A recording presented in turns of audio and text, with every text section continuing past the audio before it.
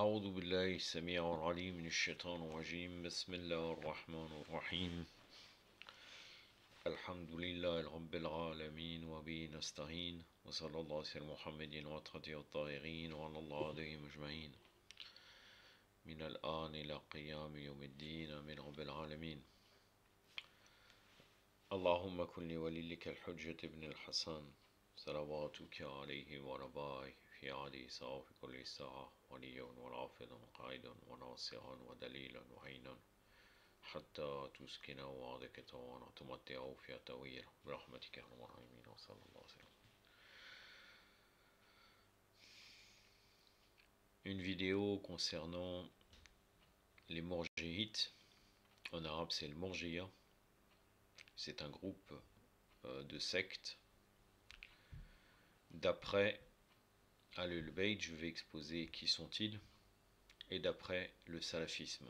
Vous allez voir que sur ce point, Ahlul Bayt, la définition de l'Murji'a est beaucoup plus vaste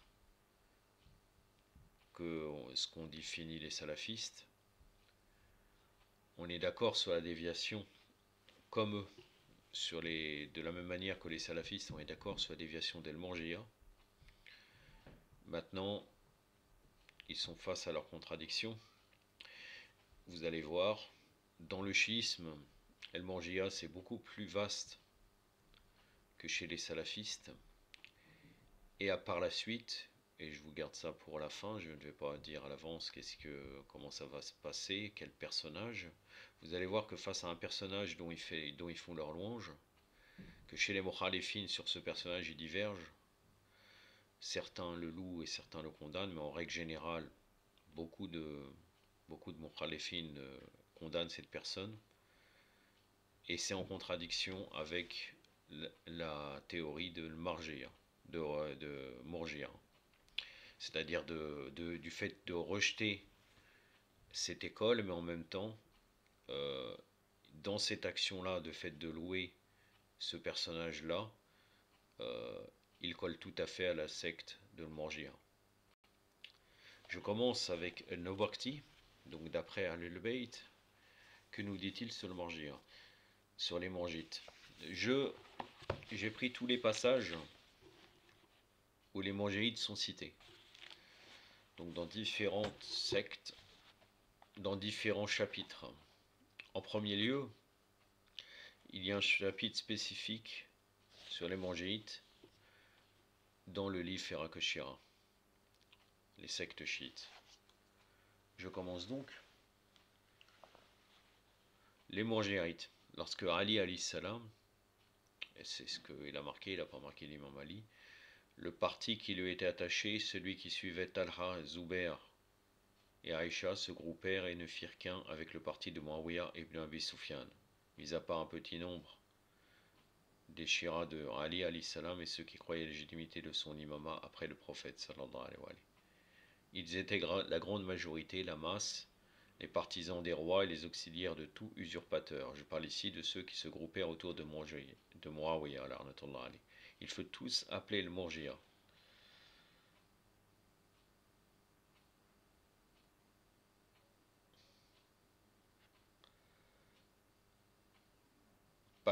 Regardez, ils sont tous appelés Murji'a parce qu'ils se rangèrent du côté de tous ceux qui avaient été des opinions divergentes, en prétendant que tous les Halal Qibla, les musulmans, étaient des croyants. Du fait de leur adhésion apparente à la foi, ils espéraient, Raja'u, pour tous la grâce. Donc là, on voit très bien que le Murji'ite, en règle générale, correspond à ceux qu'on appelle communément actuellement les Ahl-Sunnah wal Jama'a. C'est tous, puisqu'en fin de compte, les partisans de Talha, Zubair, Aïcha et Muawiyah, on sait très bien que Muawiyah a fondé réellement, et d'ailleurs c'est lui le premier à avoir dit nous sommes les gens de Sunnah et du rassemblement, wal Jama'a. C'est Muawiyah qui a fondé cela. Ils sont tous rangés de son côté. D'ailleurs, il loue Muawiyah chez les mukhalifines, il n'y a pas de doute et même sur le lien et la création des hadiths, en particulier au départ, à l'époque de Muawiyah, même si avant, il y avait quelques hadiths inventés, notamment le hadith de Abu Bakr, qui a dit les prophètes n'héritent pas, pour prendre Fadak à Fatima az-Zahra alayhi salam.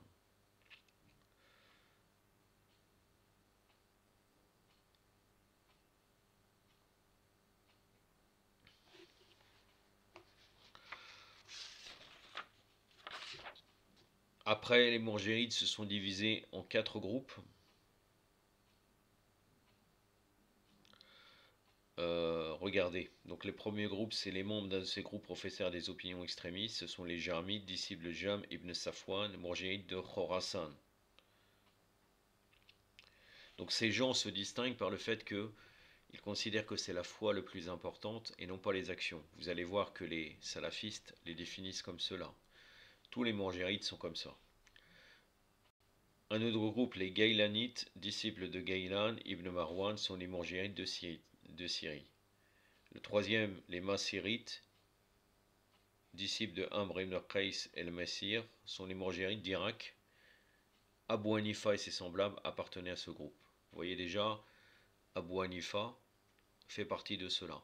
Et d'ailleurs, la preuve, c'est que quand il a eu la confrontation avec celui qu'on appelait Barloul, mais qui était un compagnon en vérité de l'imam Moussa al-Khazem qui faisait, non, de l'imam Baqir salam qui faisait taqiyya, que s'est-il passé? Il a mis une gifle à Abu Hanifa. Abu Hanifa est parti voir le juge et a dit ce n'est pas moi, c'est Allah Azzawajal qui l'a frappé. Puisque pour eux les actes des êtres humains ne sont pas importants, c'est uniquement la foi.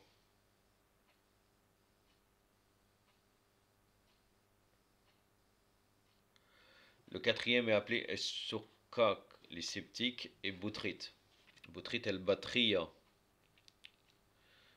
c'est aussi une des branches des Batriya. Il comprenait les gens de la tradition, Ashab el-Hadith, dont Sufyan ibn Saïd al-Sawri, Sharik ibn Abdullah, ibn Abi Layla, vous savez très bien, ça c'est un personnage important de l'école de Abu Hanifa, juriste de l'école de l'Rey, qui était al-Koufi, qui était à Koufa. Mohammed ibn Idris al-Shafiri, Malik ibn Anas et leurs semblables parmi les al-Hashiwa, Ashawi, et la grande masse du peuple, il faut l'appeler les Ashawites, les parleurs inconsidérés. Là, vous voyez que ce quatrième groupe regroupe les personnalités des mukhalifin.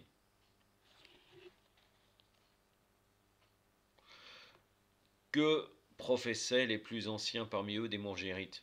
Le prophète a quitté cette vie, sallallahu alayhi wa alayhi, sans avoir désigné de successeur pour veiller à sa place sur la religion, pour rassembler ce qui était dispersé, pour établir la cohésion, pour faire un effort constant en ce qui concerne les affaires de l'État et les intérêts des sujets, pour fixer les trêves avec les ennemis, pour désigner les chefs d'armée, pour mobiliser les armées, pour défendre le territoire de l'islam, pour réprimer la rébellion, pour instruire l'ignorant, pour rendre la justice en faveur de l'opprimé.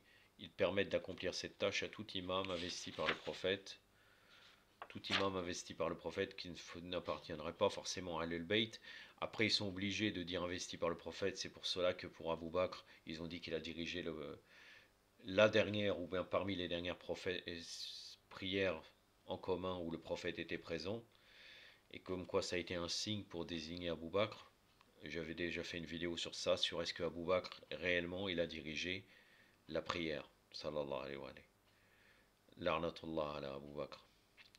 La prière que le prophète était présent. En réalité, il n'a pas dirigé. Même les textes prouvent cela. Ala kulli hal. Donc là, on voit très bien que les mourjérites ont l'opinion des mukhalifin. C'est les mukhalifin, en général. Un autre passage dans nos Bhakti,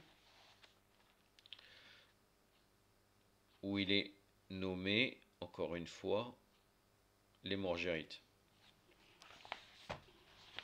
Allahumma salli ala Muhammad wa ali Muhammad.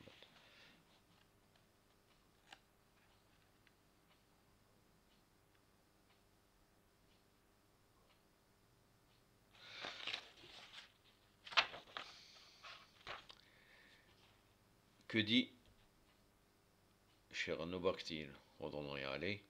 Ces catégories secs que nous avons mentionnées parmi les mourjérites, les Raja, parmi les Kharijites et parmi les autres se divisent en plusieurs sous-sectes qui seraient longs d'énumérer. Elles s'accusent mutuellement d'impiété. en matière d'imama, en matière de prescription de la loi et l'arkam, en matière de fatwa, décision juridique, en matière d'unicité d'Allah et dans toutes les branches de la religion. Ils se renient les uns les autres et se têtent d'infidèles. Cependant, ils sont appelés en dépit des divergences de voix. El Jamara. Regardez, d'après El Jamara, c'est qui? C'est les Mukhalifin, en général. C'est pour ça que cette division des salafistes est contradictoire. Même s'ils ont raison, la condamnation qu'ils font est justifiée, vous allez bien le voir. Mais après, ils sont en contradiction face à des personnages bien précis qu'ils ont fait l'inverse d'avoir une attitude de pratique religieuse. Et ils les considèrent musulmans, ils prient sur eux, ils disent Radir al-Warren, il n'y a aucun problème. Ils considèrent même que cette personne est un calife légitime. Vous allez voir. Cependant, ils sont appelés en dépit des divergences de voix, Jamara, voulant dire par là qu'ils sont d'accord sur l'investiture légitime de quiconque les gouverne, qu'il soit pieux ou impie. Quoique réunis en apparence sous une religion, ils sont en réalité éparpillés, séparés les uns des autres. Et on peut le voir très très bien avec les divisions au niveau de l'Aqida. L'Aqida, il dit le Maturidite, la Sharia et le Mu'tazila, mais en vérité ils sont d'accord. Et même très souvent, les différences qu'il y a par exemple entre les salafistes et les Asharites sont très peu. Par exemple, les salafistes donnent un corps à Allah Azzawajal, et les Ashariens qui correspondent aux quatre écoles connues des Mukhalifin, quatre sectes égarées, ils disent Allah Azzawajal il a un corps mais on ne sait pas comment il est. Il a des yeux, il a des mains, mais on ne sait pas. Ça revient strictement au même.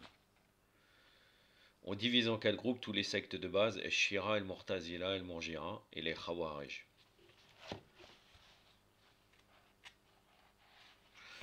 Un autre passage, et ça sera le dernier de nos parties, qu'est-ce qu'il nous dit?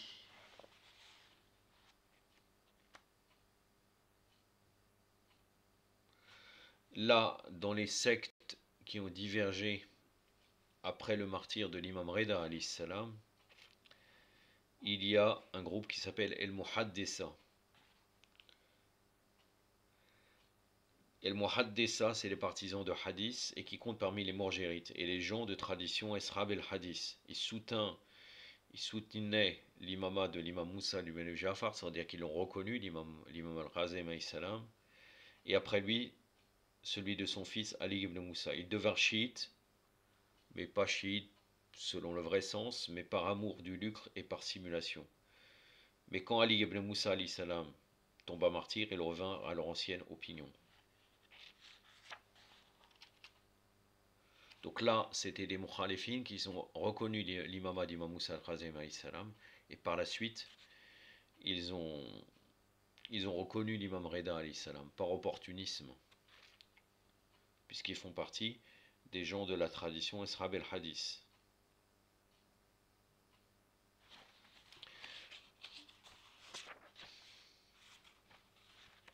J'en ai fini avec un Nobarti. Que disait-il sur les morgérites? Maintenant, les leçons de Tawhid el-Qawl al-Mufid de Shir Mohammed el-Wassabi, préface de Shir Muqbil et Shir Najmi, édition Tawba. C'est un livre salafiste. Que nous dit-on sur El Morgira dans ce livre? Donc là, nous avons une fatwa du comité permanent des savants de l'Ifta, c'est les savants de l'Arabie mohammedienne, prétendument appelés actuellement l'Arabie saoudite, usurpée par les al-Saoud, l'arnatullah alayhum. Que nous dit-il? Il nous parle du danger de l'RGA, et ils ont raison. Sur ce point-là, ils ont raison de combattre cela, mais ils sont face à leurs contradictions, puisqu'en gros, de toute façon, à la base, même vous voyez très bien que dans Al-Bayt, on les considère, tous les mukhalifin, ils sont appelés morgérites. Mais laissons ça de côté pour l'instant, et voyons ce qu'ils nous disent sur le danger de ces sectes, qui pourraient appartenir aussi même au chiisme actuellement. Donc la fatwa dit, louange à Allah et que les éloges et le salut d'Allah soient sur celui après qu'il n'y aura plus aucun prophète. Donc là il prie juste sur le prophète sallallahu alayhi wa sallam, salat amputé bien entendu. Le comité permanent des savants chargé des recherches et des avis juridiques a pris connaissance de ce qui était envoyé à son éminence le Moufti général de la part d'un bon nombre de personnes demandant un avis juridique au comité général de l'organisation des grands savants sous numéro. Le Moufti général, c'est celui qu'on appelle Al-Sher, j'ai oublié son prénom, Al-Sher parce que il fait partie, non, on l'appelle El-Sher. Généralement, ceux qu'on appelle Al-Sher, les gens du Sher, c'est les descendants de Mohammed Abdel Wahhab, l'arnatullah alayh. Donc lui, c'est celui qui est aveugle. Et si vous remarquez bien, d'ailleurs, même je pense que même pour même les mukhalifines, même les gens qui le suivraient, ne comprennent pas ce qu'il dit. Je pense qu'il est très fatigué. À des moments, il fait ah ouais, ouais, ouais, ouais, ah ouais, ouais. Personne ne comprend. C'est-à-dire qu'il mâche tout, même les Arabes. C'est pas une question de mon manque d'arabe. Il fait ah ouais, ouais, on comprend plus rien. C'est-à-dire qu'il est en train de parler au milieu et puis je sais pas qu'est-ce qu'il. Il est très fatigué. C'est lui le moufti de l'Arabie saoudite, appelée saoudite. En tout cas, il a une équipe, puisque là, c'est une équipe de nombre de personnes, ils demandent un avis juridique, mais eux, ils ont le comité permanent des savants de l'IFTA, donc lui, il fait partie, et le chef de cela, c'est lui le moufti. Donc, sous les numéros, numéro 5411, daté du 7-11-1420 de l'Égir, numéro 1026, daté du 17-2-1421, numéro 1016, daté du 7-2-1421, numéro 1395, daté du 8-3-1421, numéro 1650, daté du 17-3, 1421, numéro 1893 daté du 25-3 1421 et numéro 2106 daté du 7-4 1421. Ces personnes demandant un avis juridique, El Fatwa, ont posé plusieurs questions dont le sujet est: il est apparu ces derniers temps de façon effrayante une idéologie nommée El Arjia. Donc ces gens, et c'est aussi exactement, même les mukhalifines ont ça, c'est-à-dire d'une manière générale, mais eux ils considèrent qui n'exclut pas les actes d'adoration à l'iman. Alors qu'en réalité, tous les mukhalifines sont comme cela. C'est pour cela qu'ils valident les actions de tous les compagnons. Les compagnons, même les compagnons hypocrites, c'est tous des bons, même s'ils auraient fait des péchés apparents clairs. Et on va le voir à travers la personnalité que j'ai pris comme exemple. Mais là, les salafistes condamnent le fait que des gens considèrent que la foi et l'islam, c'est uniquement dans l'iman, dans la foi, et non pas dans les actes extérieurs. À juste titre, ils ont raison de condamner cela. Donc il est apparu ces derniers temps de façon effrayante une idéologie nommée l'Erja qui beaucoup d'auteurs ont entrepris de le propager. Il s'appuie pour cela sur des citations tronquées de Cheikh el-Islam et Ibn Taymiyyah, ce qui a eu pour conséquence de jeter dans la confusion beaucoup de gens concernant la définition de l'iman, la foi, vu que ces personnes répandant cette pensée cherchent à exclure les œuvres de la définition de l'iman. Ils prétendent que celui qui délaisse l'ensemble des œuvres sera tout de même sauvé de l'enfer. On peut voir la même chose au niveau actuellement dans les chiites avec el-Khattabiyya, qui sont réapparus, qui dataient de l'imam Sadiq alayhi salam, et qui prétendent que l'imama suffit et on n'a pas besoin de faire des actes. Et ils vont ouvertement vers les péchés. Donc c'est une tendance qui existe chez les mukhalifines actuellement, et c'est pour ça qu'ils dénoncent cela, les salafistes, et une tendance qui existe, malheureusement, dans ceux qui se prétendent de Ahlul Bayt, alayhi salam. Ils prétendent que celui qui délaisse l'ensemble des œuvres sera tout de même sauvé de l'enfer. Cela pousse les gens à tomber dans les choses répréhensibles, comme l'association ou l'apostasie. À partir du moment où ces personnes, en se basant sur cette idéologie, pensent que l'iman, la foi, leur est assurée, même s'ils n'accomplissent pas les obligations, ne délaissent pas les interdits, et n'œuvrent selon aucun des préceptes de l'islam, il n'y a aucun doute que cette idéologie comporte un danger certain contre les sociétés musulmanes et en ce qui concerne les questions de croyance, aqidah et d'adoration. En réalité, la chose logique qui devrait être et qui normalement devrait avoir ses conséquences depuis très longtemps, c'est que dans leurs croyances, comme j'avais démontré il y a quelque temps, pas longtemps, une sens 2-3 semaines, euh, dans le sujet de la prédistinction sur la secte Bakri, il est tout à fait logique de délaisser les œuvres et d'aller uniquement sur la foi. Puisqu'en fin de compte, vous savez très bien que dans leurs croyances, si quelqu'un adore sincèrement, ils ont même des hadiths sur ça, ils adorent sincèrement Allah Azzawajal pendant toute sa vie, et qu'Allah Azzawajal a décidé qu'il ira en enfer, il ira en enfer, et inversement. quelqu'un qui aurait fait des actes ouvertement pervers et illicites, et qu'Allah Azzawajal aurait décidé de l'emmener au paradis, l'emmènerait au paradis. Donc la conséquence, bien entendu, ça ne sert à rien de pratiquer. Donc peut-être même que parmi ces gens qu'ils appellent El Erja, El Morgérite, il y a des gens qui ont pensé comme ça. C'est une conséquence directe de la doctrine des Mukhalifin. Et ça existait, puisque tout à l'heure je vous ai relaté El Barloul qui a mis une claque à Abu Hanifa, et quand Abu Hanifa est parti voir le juge, il lui a dit: mais toi tu dis que ces actes viennent d'Allah Azzawajal.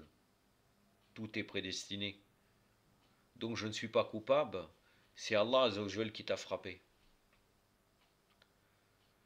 Donc je continue, nous espérons donc que vous fassiez lumière sur la réalité de ce mouvement de pensée, ses effets néfastes, que vous dévoiliez la vérité basée sur le Coran et la Sunna au sujet de l'Iman, et enfin que vous rétablissiez la vérité concernant les propos imputés de Shir el-Islam et Ibn Taymiyyah, afin que les musulmans connaissent leur religion avec clairvoyance, qu'Allah vous accorde le succès et vous guide dans le droit chemin. La réponse du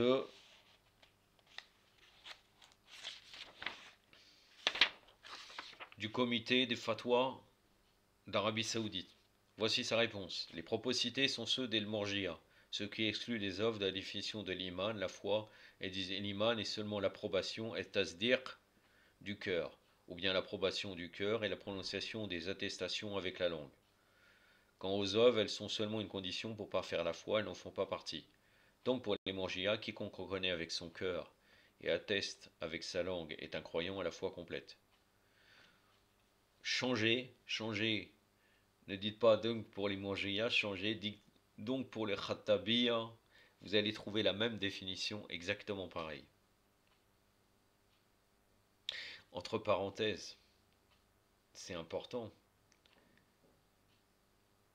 Finalement, je vous avais dit la dernière fois, quand j'avais discuté sur le rejet des savants, et qu'on avait pris les propos des salafistes contre ceux qui feraient taqlid d'un des 4 écoles reconnues chez les Mukhalifin, ils en ont d'autres, mais d'une manière générale, j'avais dit que c'était la même chose que les néo-Arbari. La plupart de ceux qui propageaient cela, de toujours dire on ne doit pas aller vers les savants, alors que même les véritables Arbari vont vers leurs savants spécialistes du hadith, la plupart sont devenus Khattabiya. Donc encore une fois, un lien avec des sectes venant aussi des Mukhalifin. Puisque le Morjiya, ils disent, on reconnaît dans notre cœur l'islam, eux les Khattabi, ils disent, nous avons l'imama, nous pouvons faire ce qu'on nous voulons. Encore une fois, il y a encore un lien entre eux, c'est très étrange. Donc pour les Morjiya, quiconque reconnaît avec son cœur et atteste avec sa langue est un croyant à la foi complète, quelles que soient les obligations qu'il délaisse et les péchés qu'il commet. Il mérite d'entrer au paradis, même s'il n'a jamais fait aucun bien. Cet égarement implique des choses vaines, telles que restreindre la mécréance au fait de mentir à Allah et son prophète, et au fait de juger illicite ce qu'Allah a uniment rendu illicite. Il n'y a aucun doute que cette parole est vaine et un égarement manifeste, contredisant le Coran, la Sunna, et la position de gens de la Sunna et du consensus. Al-Sunna wa Jama'a, les partisans de Muawiyah. L'islam de Muawiyah, le soi-disant islam de Muawiyah, par le passé comme dans le présent. Et cela ouvre une porte aux personnes mauvaises et perverses, les incitant à se détacher de la religion et à ne pas agir en conformité avec les ordres et les interdictions. Sans peur ni crainte d'Allah Azzawajal, il implique également la suspension du djihad dans le sentier d'Allah, ainsi que le fait d'ordonner le bien et d'interdire le blâmable. Il met sur un plan d'égalité au niveau de la foi, le pieux et le dépravé, l'obéissant et le transgresseur, la personne suivant avec droiture la religion d'Allah, et le pervers, qui n'observent pas les obligations et interdictions de l'islam du moment que leurs actes ne portent pas préjudice à leur foi comme ils le prétendent. C'est pour cela que les savants de l'islam, par le passé comme dans le présent, se sont occupés de démontrer l'invalidité de cette voie et de répliquer à ses adeptes. Ils ont ainsi consacré à cette question des chapitres spécifiques dans les livres traitant de la croyance. Bien plus, ils ont écrit des ouvrages indépendants traitant de ce sujet, comme l'a fait Shir el-Islam Ibn Taymiyyah, ainsi que bien d'autres. Donc maintenant, que dit, puisque c'est leur référence suprême, Shir el-Islam Ibn Taymiyyah dans son livre El-Aqida el-Wasitiyya. El-Aqida el-Wasitiyya, pour ceux qui ne connaissent pas, c'est un exposé des croyances. Des croyances de ce que devraient croire les mukhalifines, mais en vérité de ce que devraient croire, oui, de ce que devraient croire les mukhalifines, puisque lui-même il était Hanbali. À l'époque, les wahhabites salafistes n'existaient pas. Mais après, bien sûr, il y a les commentaires qui veulent pousser toujours les textes comme ils veulent. Et d'ailleurs, à juste titre, j'avais vu une vidéo récemment de... Vous allez me dire, c'est vraiment pas une référence, et je vous l'accorde tout à fait. Ismaël Mounir, l'imam de la République, qui actuellement a émigré au Maroc pour échapper à tout l'argent qu'il touche, à travers ses formations et ses milliers d'euros qu'il facture. Mais bon, c'est pas le sujet. C'est pas le sujet. Ismaël Mounir a dit qu'il était salafiste, on veut bien le croire, il était un ancien salafi, et il dit que très souvent, Ibn Taymiyyah est exploité autrement par les salafistes que la véritable vision. Et d'ailleurs, il y a la même chose, vous avez un spécialiste qui est à l'université de Louvain qui est en Belgique, qui s'appelle Yahya Michaud, un converti, un spécialiste d'Ibn Taymiyyah et d'ailleurs qui se dit disciple de Ibn Taymiyyah. Très très souvent, il a démontré, et d'ailleurs c'est certains livres très intéressants, pour celui qui cherche, il montre la fatwa d'Ibn Taymiyyah, l'opinion d'Ibn Taymiyyah. Il démontre que la vision qu'ont actuellement les salafistes est en opposition réelle avec Ibn Taymiyyah. Donc Ismaël Mounir a confirmé cela, et même un spécialiste connu comme Yahya Michaud a confirmé. Si vous cherchez les livres, peut-être vous ne prenez pas Ismaël Mounir. Sa parole, vous voyez très bien ses vidéos comment elles sont. Ça n'a pas vraiment une importance. Mais si vous recherchez les études de Yahya Michaud, il avait écrit, il y avait une revue des Bakri à l'époque, dans les années 90, hein, qui s'appelait Le Musulman. Il écrivait fréquemment là-bas. Et vous allez retrouver aussi aux éditions El Bourak certains de ces petits livrets de Yahya Michaud où il démontre très bien que Ibn Taymiyyah, la vision qu'il donne les salafistes n'a rien à voir avec réellement la pensée d'Ibn Taymiyyah. En tout cas, là, Ibn Taymiyyah, donc là c'est un passage, c'est pas les commentaires des salafistes. Donc là, on peut dire vraiment que ce n'est pas une falsification de ce que dit Ibn Taymiyyah. De toute façon, sur ce point-là, il dit la même chose que tous les mukhalifin. Donc, que dit Ibn Taymiyyah dans El-Aqida el-Wasitiyya? Il fait partie des fondements des gens de la Sunna et du consensus, al-Sunna wa Jamara, que la religion et la foi sont paroles et œuvres. Parole du cœur et de la langue, et œuvre du cœur, de la langue et des membres, et que la foi augmente avec l'obéissance et diminue avec les désobéissances. Chose qui est tout à fait en conformité à ce que nous disons dans Ahlul Bayt, alayhim salam. Et dans le livre Kitab el-Iman, le livre de la foi, il dit, il y a dans ce chapitre les propos des pieux prédécesseurs et salaf et des savants de la Sunna concernant la définition de la foi et l'iman. Ils disent parfois la foi est parole et œuvre, et d'autres fois elle est parole, œuvre et intention. Ou bien parole, œuvre, intention et conformité à la Sunna. Je reviendrai sur ce sujet de conformité à la Sunna en prenant encore un passage de ce livre que je vous ai présenté tout à l'heure, les leçons du Tawhid, pour pouvoir discuter avec vous sur ça. Ou encore paroles prononcées par la langue, croyance du cœur et œuvre des membres, et tout cela est juste. Il dit aussi, les pieux prédécesseurs ont fortement récusé les Murjiya lorsque ces derniers ont exclu les œuvres de la foi. Ça reste contradictoire avec, en réalité, puisque en vérité c'est l'opinion des mukhalifin, démontrée par un baptiste qui nous dit. Enfin bon, de toute façon pour eux ce n'est pas un argument, ce que nous disons dans Ahlul Bayt. Donc pour eux, le Murjiya, c'est uniquement cela, alors qu'en vérité, c'est tous les mukhalifin, leurs savants, qui sont murjites. Et ils excluent les œuvres de la foi à travers leur doctrine du compagnon, en vérité. C'est peut-être pour cela que Nobakti les définit comme murjiites. Et aussi concernant l'imam. Il n'y a aucun doute que leur propos concernant l'égalité de la foi avec les gens est une grossière erreur. Bien au contraire. Donc là, c'est les savants, le comité de permanent de Fatwa, qui dit là, la parole est terminée de Ibn Taymiyyah. Il n'y a aucun doute que leur propos concernant l'égalité de la foi chez les gens est une grossière erreur.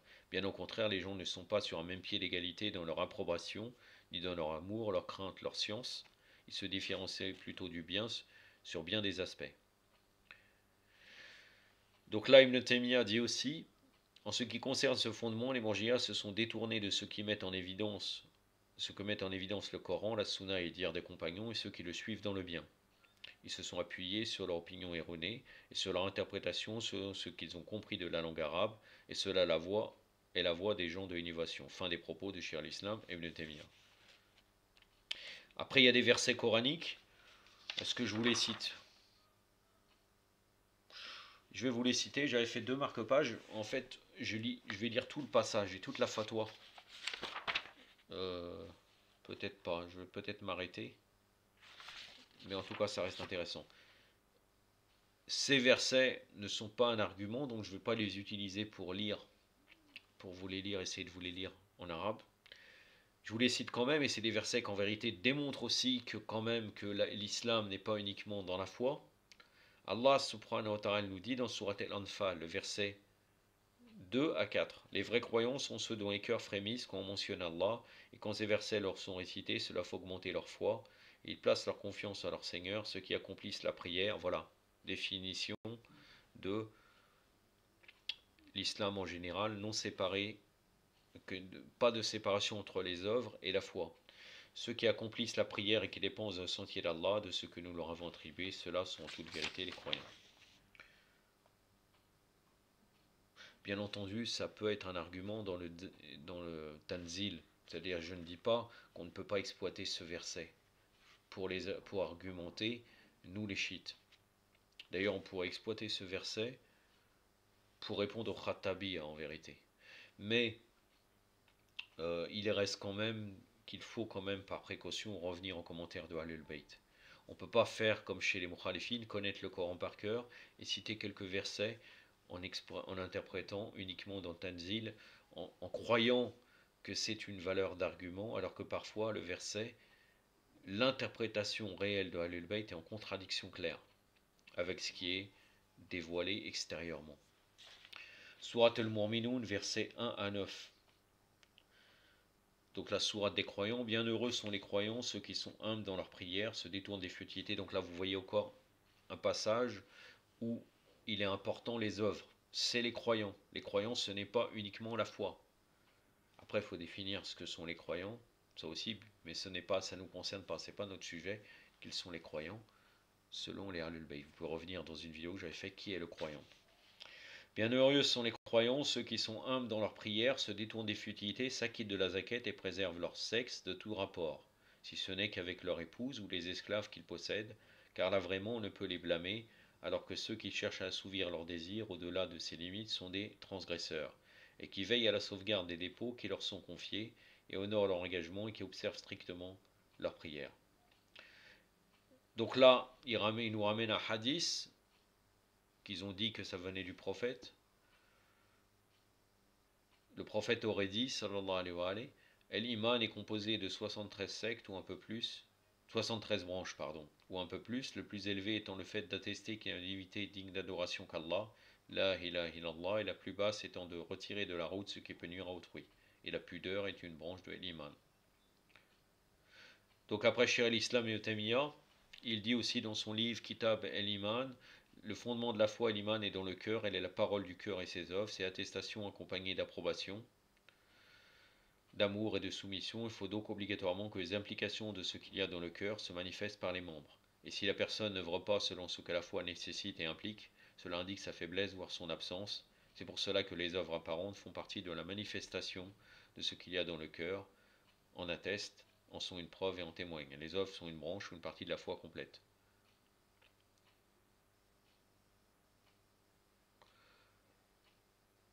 Là, c'est intéressant ce qu'il va dire. Et je vais vous donner un exemple d'un compagnon que eux considèrent comme un compagnon, et donc qui n'est même pas un compagnon en vérité. On pourrait dire Taberin, considéré, qui est en contradiction avec leur définition de ce qu'est le véritable islam. Et malgré ça, il l'accepte, il prie sur lui. C'est Yazid ibn Muawiyah. Je vais vous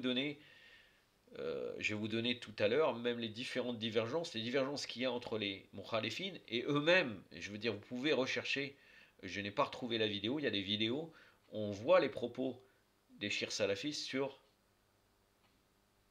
Yazid ibn Muawiyah, et là vous allez voir aussi que certains savants anciens font l'éloge de Yazid. Et l'opinion des salafistes, c'est de reconnaître Yazid, sans aucun doute. Et chez les mukhalifines, ils divergent. Certains le condamnent, et d'autres le louent, mais en grande majorité quand même, il est connu actuellement dans la sphère des mukhalifines, la condamnation de Yazid. Même si dans leurs livres anciens, qui sont des références aussi, certains le louent. Regardez ce que dit Ibn Taymiyyah dans son livre qui est al-Iman, et vous allez essayer de le reloyer quand même, et vous allez repenser, puisque je m'adresse à des chiites, vous allez repenser aux actes de leurs compagnons qui louent et qui disent radiallahu an, jami'an. Radiallahu anhum, tous, jami'an, pour tous. Quiconque observe la définition de l'iman selon les Khawarij et les Mourji'a se rendra forcément compte qu'elle est en contradiction avec ce qu'a apporté le prophète sallallahu alayhi wa sallam. Ainsi on sait de façon notoire que l'obéissance à Allah et à son messager participe de la perfection de la foi et qu'une personne ne devient pas mécréante en commettant un péché. Si on supposait que des gens avaient dit au prophète sallallahu alayhi wa sallam, nous croyons ce qu'avec quoi tu es venu avec nos cœurs sans aucunement douter, et nous reconnaissons avec nos langues les deux attestations. Sauf que nous ne t'obéirons dans aucune chose, ni dans ce que tu as ordonné, ni dans ce que tu as interdit. Nous ne prierons donc pas, ne jeûnerons pas, n'accomplirons pas le pèlerinage. Nous ne dénoncerons pas le mensonge. Donc là, c'est-à-dire comme quoi, ça devrait être, ça fait partie des choses connues, comme quoi ils ne devraient pas mentir, les gens qui ont suivi le prophète. Nous ne délaisserons pas le mensonge, ne restituerons pas les dépôts, ne respecterons pas nos engagements, n'entraînerons pas les liens parentés, n'accomplirons aucun des actes de bien que tu nous enjoins. Boire de l'alcool, parmi leurs premiers compagnons. Forniqueront ouvertement avec des femmes qui nous sont interdites, ça aussi, l'épée d'Allah dégainée, soi-disant, Khalid ibn Walid, l'arnatullah alayh. Tuerons ceux qui nous est possible de tuer parmi tes compagnons et ceux de ta communauté, comme celui que Omar a tué, je crois qu'il s'appelle Sad ibn Ubada, si je ne me trompe pas, qui a dit que c'est un djinn qui l'a tué, qui était opposé à Saqifa. Normalement, c'est Sad ibn Ubada. Hein? Et prendront leurs biens, et bien plus, nous serons aux côtés de tes ennemis pour te combattre et te tuer aussi. Est-ce qu'une personne sensée peut s'imaginer un seul instant que le prophète sallallahu alayhi wa sallam leur dise vous êtes des croyants à la foi complète, et de plus, vous faites partie des gens méritant mon intercession au jour de la résurrection? C'est vous qui dites ça. C'est vous qui dites, radiallahu anhum, pour tous les compagnons. Donc oui, le prophète, selon vous, pourrait dire ça.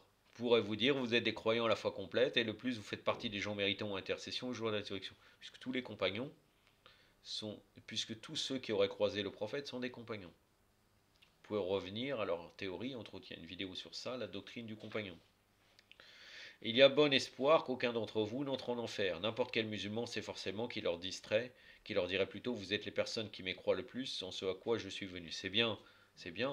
Vous-même, vous démontrez comme quoi, toi Ibn Taymiyyah, comme quoi en vérité, ces gens, le prophète leur aurait dit qu'ils ont mécru. Donc fin de citation.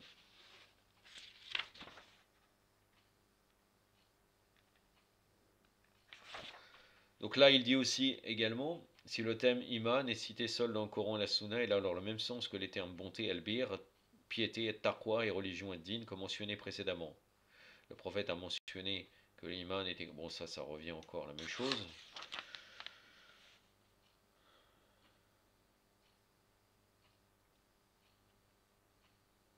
Donc là, Ibn Taymiyyah continue, il dit, ce qu'on retient ici, qu'Allah a fait l'éloge de l'iman seulement s'il est accompagné d'œuvres. J'essaie de résumer un peu, et non pas de l'iman dépourvu d'œuvres. J'en suis déjà à 39 minutes, il faut quand même que j'avance.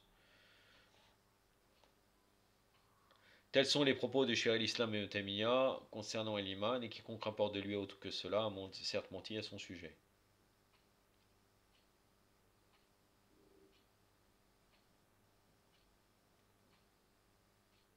Bon, après, il cite un hadith, comme quoi ils ont argumenté avec un hadith, ça va pas nous intéresser ça.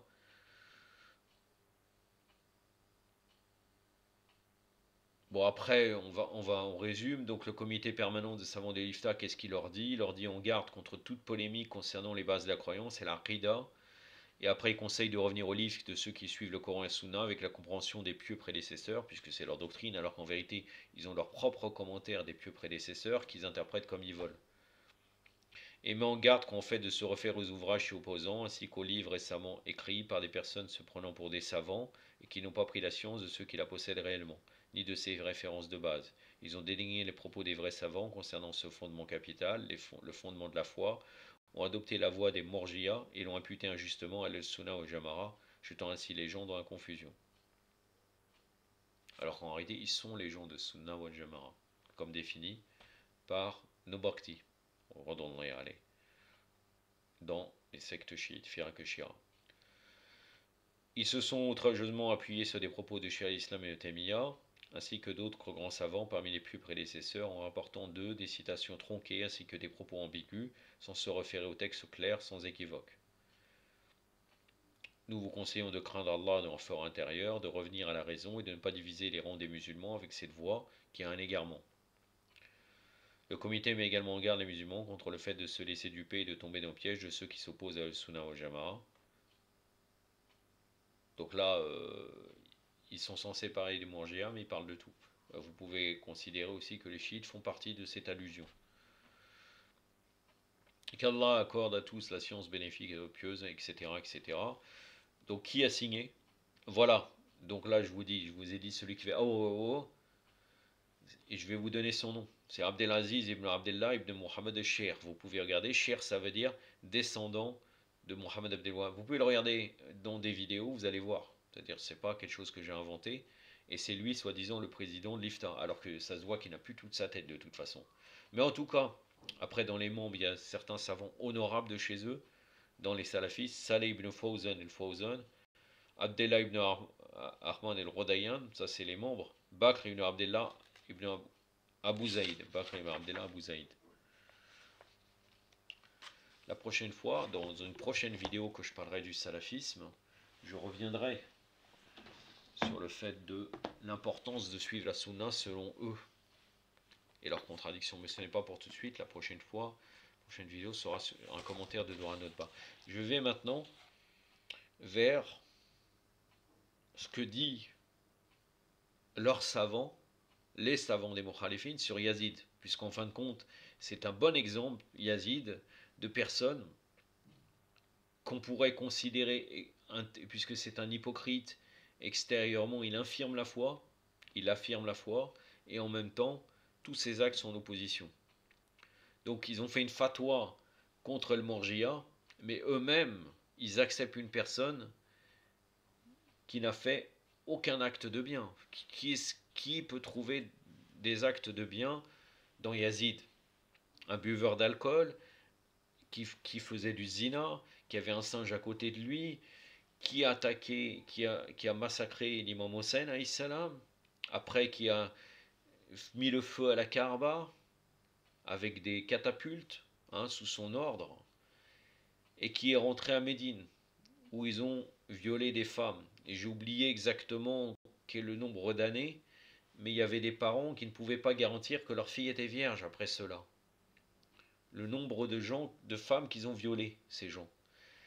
Quelle est la qualité de Yazid? Et malgré ça, Abu Khair al-Shafiri dit sur son compte, c'est un imam mujtahid. Un imam mujtahid. Ya Allah, c'est Ibn Kassir qui dit ça dans Tahrir, volume 13, la page 9. Ibn Kassir dit après avoir rapporté à partir d'Ibn Jawzi l'autorisation de le maudire. D'autres qu'Ibn Jawzi défendent qu'on puisse le maudire, pour que cela n'aille pas jusqu'à son père ou jusqu'à l'un de ses compagnons. Ces mauvais agissements sont considérés par ces auteurs comme étant le résultat d'une erreur dans l'interprétation. Une erreur. Il a fait ijtihad, c'est pour ça qu'ils ont dit que c'est un imam mujtahid. Oui, il était pervers, mais cela ne permet pas de démettre de l'autorité suprême, ni de se soulever contre lui, afin que ce ne soit pas l'occasion de troubles, de sédition et d'effusion de sang. Donc, une petite allusion à l'imam Hossein, salam. Quant à la joie qu'avait manifesté Yazid de la victoire remportée par son armée à la tête de laquelle se trouvait Muslim ibn Uqba, l'arnatullah alayh, contre les habitants de Médine à la bataille de l'Ahra, elle était légitime parce qu'il était l'imam à qui ils ont désobéi, les Médinois. Allahu Akbar. Tahrir, volume 8, page 222 à 224. C'est ce que dit Ibn Kassir.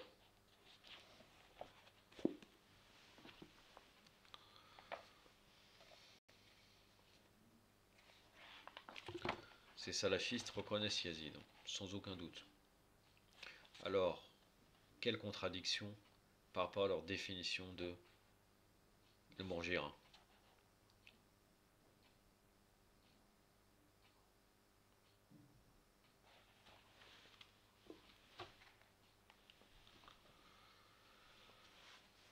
Alors que beaucoup de savants, des mukhalifines, ils acceptent de maudire Yazid. Regardez.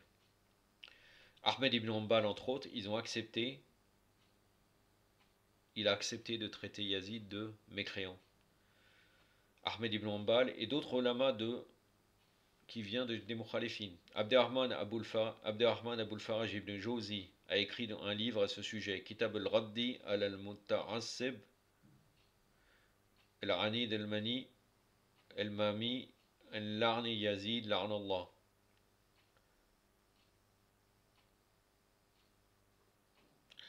Quelqu'un comme Abu Hamid Razali a pris de sa défense à Yazid, comme quoi on ne pouvait pas maudire Yazid. La majorité des savants des mukhalifines ont noté son comportement irreligieux et tyrannique. Yazid essaya d'éliminer la religion. El-Masoudi, dans son Muruj ad-Dahab, volume 2, compare le caractère de Yazid, puisque jusqu'à preuve du contraire, El-Masoudi est considéré Bakri, même s'il y a de fortes chances qu'il faisait taqiyya. À lire son livre, on pourra voir ça, notamment quand il parle de la création de la terre. Vous allez voir comment il fait les louanges même de Ahl al-Bayt alayhi salam. Il compare le caractère du Yazid el-Masoudi à celui de Pharaon, mais en ajoutant que Pharaon était plus juste envers ses sujets que Yazid. Le gouvernement de Yazid entacha le nom d'islam de déshonneur. Sa malignité se traduisait par la consommation de vin, l'assassinat du fils du saint prophète, sallallahu alayhi wa alayhi, le blasphème à l'égard du successeur du prophète, Ali alayhi salam, la destruction de la maison d'Allah, Majid el-Haram, et des massacres. Il commit d'innombrables transgressions de la loi divine, des péchés qui sont impardonnables. Plusieurs historiens ont rapporté le fait que Yazid était un pervers et n'avait rien à voir avec l'islam. Par exemple, Sibte de Jawzi, dans son Tadkirat, page 63, indique que certaines personnes de Médine s'étaient rendues en Syrie en l'an 62 après l'Hégire. Lorsqu'ils eurent connaissance des actes répréhensibles perpétrés par Yazid, ils retournèrent à Médine, rompirent leur allégeance à lui, le maudirent et renièrent son gouvernement. Osman ibn Abu Sufyan, ils renièrent son gouverneur. Son gouverneur, c'était Osman ibn Abu Sufyan. Abdullah ibn Anzala, Raïs el-Malaïka, redonnons-les aller, proclama: Ô peuple, nous ne sommes pas révoltés contre Yazid avant d'avoir vérifié qu'il était un mécréant. Il a tué les descendants du saint prophète, sallallahu alayhi wa sallam. S'est accolé également à des mères, des filles et des sœurs. Il boit du vin et n'accomplit pas des prières rituelles.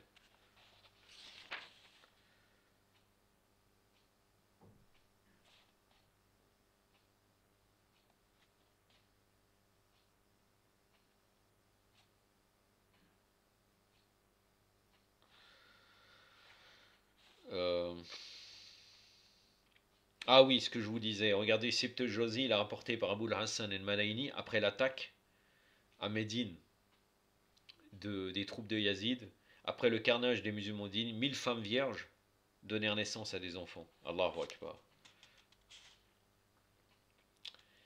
D'autres savants qui ont maudit Yazid, Abdullah ibn Muhammad ibn Amir al-Shabrawi et Shafiri dans Kitab al-Irtifaf bil-Hub al-Ashraf, page 20, écrit que lorsque le nom de Yazid a été mentionné devant Mola Sad et Taftazani, il dit: maudit soit-il, lui et ses compagnons et ceux qui l'ont aidé. On rapporte qu'Al-Alama Massamroudi, dans sa Jawa al-Igdan, indique que les relamas en général se sont accordés à dire qu'il est autorisé de maudire celui qui a assassiné Imam Hossein alayhi salam, qui a ordonné son meurtre, qui a homologué son meurtre et qui a approuvé son meurtre. Ibn Jawzi, Abu Yala et Saleh ibn Ahmad, en se fondant sur un verset du Saint-Coran, écrivent: il est prouvé que maudire Yazid est autorisé C'est le devoir de tous les musulmans de connaître le droit qu'Imam Hussein a sur eux et comment est-ce qu'en résistant aux forces de l'oppression et de la tyrannie, il arrosa l'arbre de l'islam de son propre sang et du sang de sa famille, autrement cet arbre béni aurait été mort à cause de la tyrannie des Bani Umayyad. Ce fut Imam Hossein alayhi salam qui insuffla une nouvelle vie à l'islam. Voilà. Et en Arabie Saoudite, ils ont écrit un livre, euh, je crois, le calife des musulmans, Yazid ibn Muawiyah radiallahu anhu. C'est magnifique et c'est vraiment une contradiction. Je vais vous parler maintenant des divergences concernant Yazid. Ibn Salah, l'un des faquis de Cham, a dit: les gens se sont divisés en 3 groupes au sujet de Yazid. Le premier l'aime et le prend pour maître, comme les salafistes. Le deuxième l'insulte et le maudit. Et vous pouvez regarder ce que dit Osman ibn Khamis, quand il veut répondre aux chiites. Et aussi le moufti. Le moufti qui verra Abdullah Sheikh. Et le troisième, le modéré, ne prend pas pour maître ni le maudit. Ce dernier groupe est le plus avisé, sa conduite est le plus convenable par rapport à ceux qui connaissent les biographies des précédents et qui ont appliqué les règles de la charia. Donc Ibn Salah dit cela conformément à la doctrine des Mukhalifin, parce que quelque part, lui, il est un calife légitime. Donc, on ne devrait ni l'insulter, ni l'aimer. L'auteur de l'ouvrage Sajjarat et Dahab, en commentant les dires précédés, a dit: je ne crois pas que le premier groupe existe aujourd'hui, c'est-à-dire ceux qui l'aiment, malgré qu'il existe actuellement chez les salafistes. En somme, ceux qui ont tué Al-Hussein et ceux qui ont été contre lui ont fait preuve d'incroyance et de manque de foi qui n'existaient plus dans leur cœur et n'y ont donné aucune considération aux missions de prophétie. D'ailleurs, Osman al-Khamis, il a écrit un livre. Je ne l'ai pas lu parce que franchement, je crois vraiment que c'est un investissement qui n'a pas lieu d'être. Peut-être s'il aurait été dans une librairie au prêt, qu'on aurait pu l'avoir en prêt, je l'aurais peut-être pris. Mais sincèrement, Osman al-Khamis a écrit un livre pour contrer les chiites au niveau de l'histoire. Et il dit clairement, il dit que normalement, il ne devait pas se révolter, l'imam Hossein, que Yazid a regretté son acte. D'ailleurs, il a regretté son acte devant qui? Je ne vais pas rentrer dans ce sujet-là. Il a regretté son acte quand il était devant Mohammed ibn Hanafiya. Quand Mohammed ibn Hanafiya a été convoqué chez Yazid. Là, il a dit non, je n'étais pas responsable, etc., etc.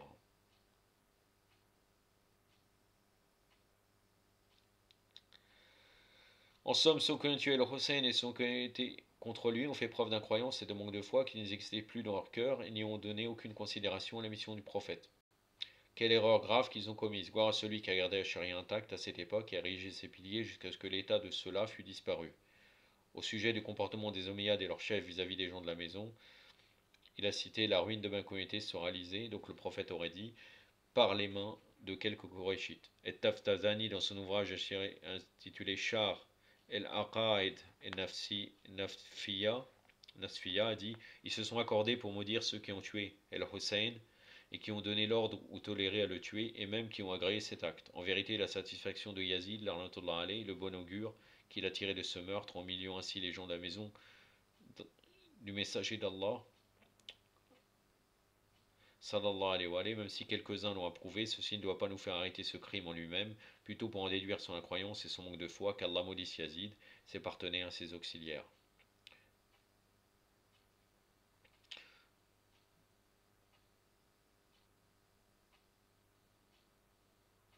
Regardez maintenant ce qu'ils disent, mais d'après les récits que nous avons cités, on ne trouve pas des preuves que Yazid avait ordonné à le tuer. Et Yazid avait dit aux auteurs de ce crime: je pouvais me contenter de votre soumission sans tuer El-Hussein. C'est complètement faux, mais bon. Au sujet de Yazid, Ad-Dahabi a dit qu'il était un Nasibi, c'est-à-dire sa foi le poussait à haïr El-Hussein, et dont en plus il était grossier, son cœur dur, ivrogne et faisait les choses répréhensibles. Il a débuté son règne par le meurtre d'El-Hussein et l'a fini par la bataille d'El-Hara. Les gens l'ont méprisé. Allah ne lui a pas accordé une longue vie et plusieurs se sont soulevés contre lui. Il a dit aussi dans son ouvrage El-Mizan, sa justice était contestable, et lui n'était plus digne qu'on parle de lui. Un homme avait dit devant Omar ibn Abdelaziz en récitant le prince des croyants Yazid. Omar, entendant cela, lui asséna 20 coups de fouet.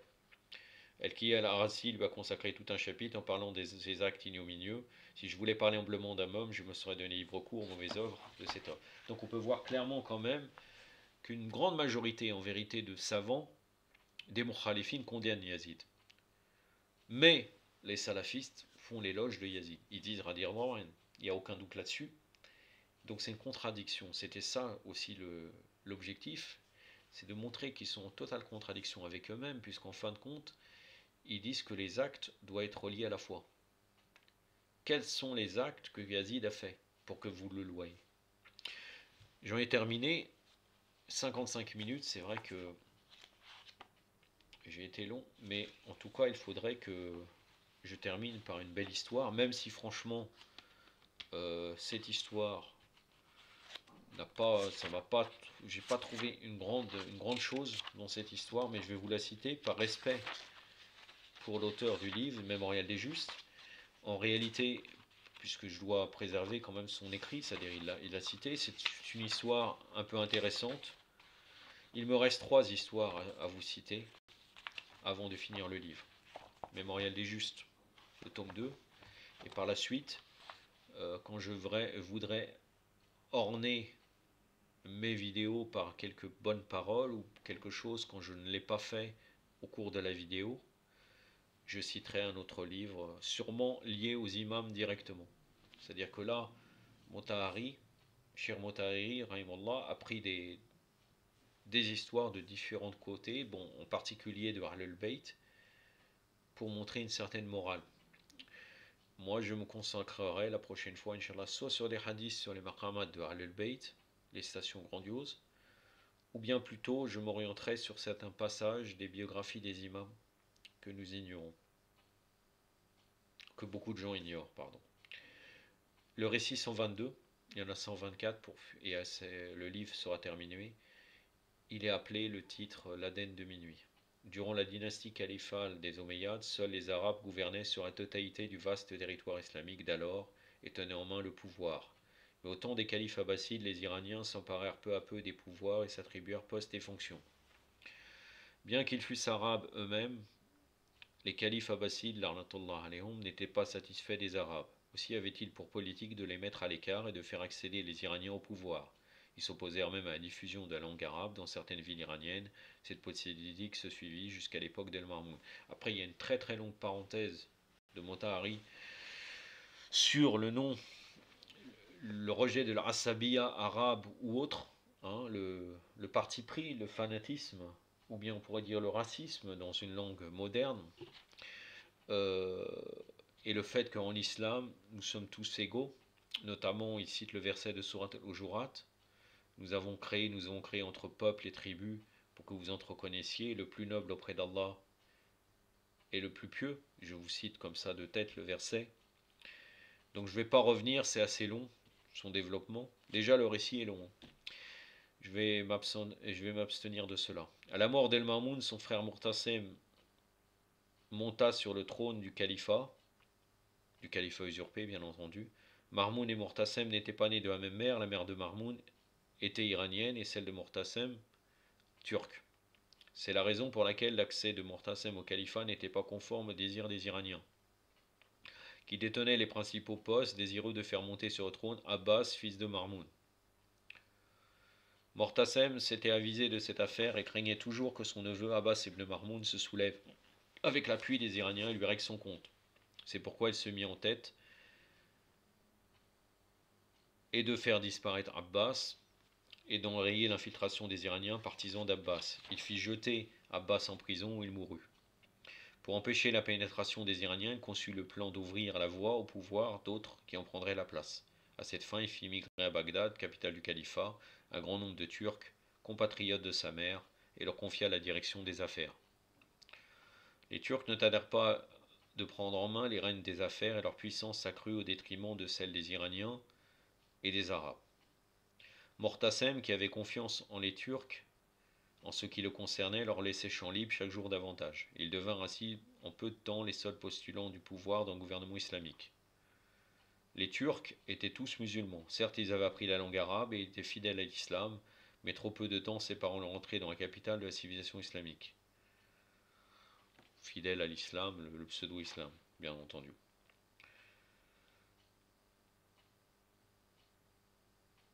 Ses parents l'ont entré dans la capitale de la civilisation islamique, de leur acquisition du pouvoir. Ils ne connaissaient pas grand-chose aux sciences, aux mœurs et à la civilisation islamique, à l'encontre des Iraniens qui à la fois possédaient une tradition culturelle, s'étaient instruits avec intérêt des sciences, de l'éthique et des mœurs islamiques, qui avaient un comportement et des habitudes islamiques et s'étaient même considérés comme des précurseurs parmi les fidèles de l'islam. D'où le fait que la plupart, énormément des œuvres, ils sont tellement investis, la plupart des œuvres qui ont défendu le bakrisme et qui sont des œuvres clés dans le bakrisme viennent des auteurs iraniens ou perses. Lorsque les Iraniens tenaient en main les rênes des affaires, tous les musulmans en étaient satisfaits, mais les Turcs, eux, se comportèrent avec tant de sauvagerie lors de leur infiltration et de leur accession au pouvoir qu'ils suscitèrent la colère et l'insatisfaction de tous. Lorsqu'ils se pavanaient, chevauchant leurs montures dans les rues et les ruelles de Bagdad, les soldats turcs ne tenaient aucun compte du fait qu'il puisse se trouver quelqu'un sur leur passage. C'est ainsi qu'il advint souvent que des femmes, des enfants, des vieillards, des infirmes soient piétinés par leurs chevaux. Les gens finirent par atteindre un degré d'exaspération tel qu'ils demandaient à Mortasem de transférer la capitale de Bagdad à une autre ville, l'avertissant qu'il se battrait contre lui s'il ne le faisait pas. Avec quelle force pourrait-il me combattre, disait Mortasem, moi qui dispose de 80 000 soldats armés. Nous viendrons te combattre, répondait-il, avec les tirs de la nuit, c'est-à-dire les malédictions de minuit. À la suite de cet échange de propos, Mortasem acquiesça à leur demande et transféra la capitale de Bagdad à Samarra. Après Mortasem, à l'époque de Waserq, de Mutawakil, de Montasser et de quelques autres califes, les Turcs gardèrent dans la pratique les rênes des affaires, de telle sorte que le calife était leur seul bas-terme. Certains des califes abbassides conçurent en vain le projet de mettre fin au pouvoir des Turcs, et ce fut El-Mortaded qui remit de l'ordre dans les affaires et réduisit leur influence dans une certaine mesure. À l'époque de El-Mortaded, un vieux négociant auquel un des chefs de l'armée devait une grosse somme d'argent ne parvenait par aucun moyen à récupérer son dû. Contraint, il décida d'avoir recours au calife en personne, mais il échouait à accéder auprès de lui chaque fois qu'il se rendait à la cour, car les portiers et domestiques l'empêchaient d'entrer. Le pauvre négociant, désespéré de tous les côtés, ne savait plus à quel expédient recourir, jusqu'au jour où quelqu'un lui indiqua un couturier dans le bazar du mardi, prétendant qu'il pourrait résoudre son problème.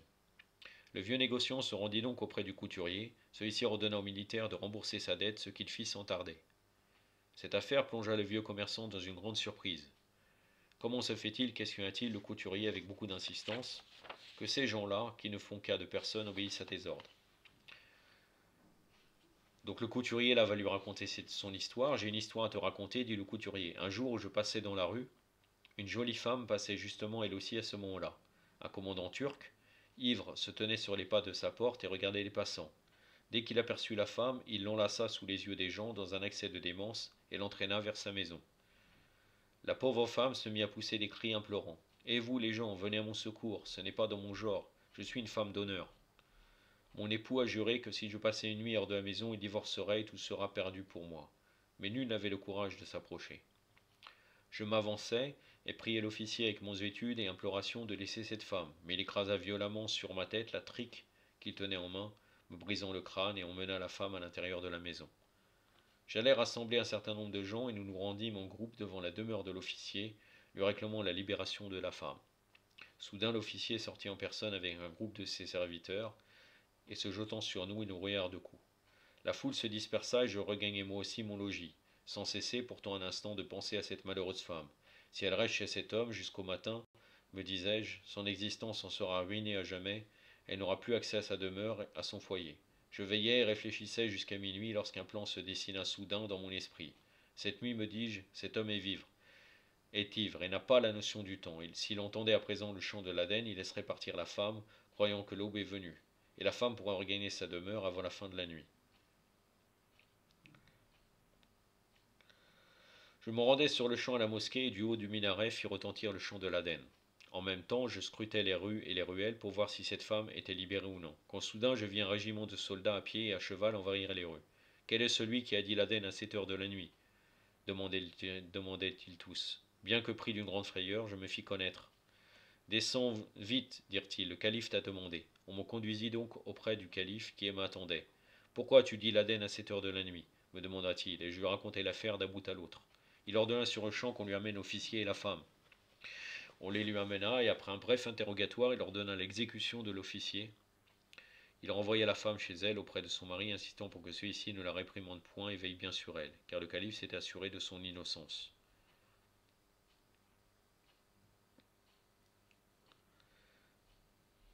C'est alors que Mortadel m'enjoint de mettre à exécution cette même initiative chaque fois que je me heurterais à de telles injustices, assurant qu'elle y répondrait. Cette nouvelle se répandit parmi les gens qui dès lors se mirent à me craindre et à me respecter.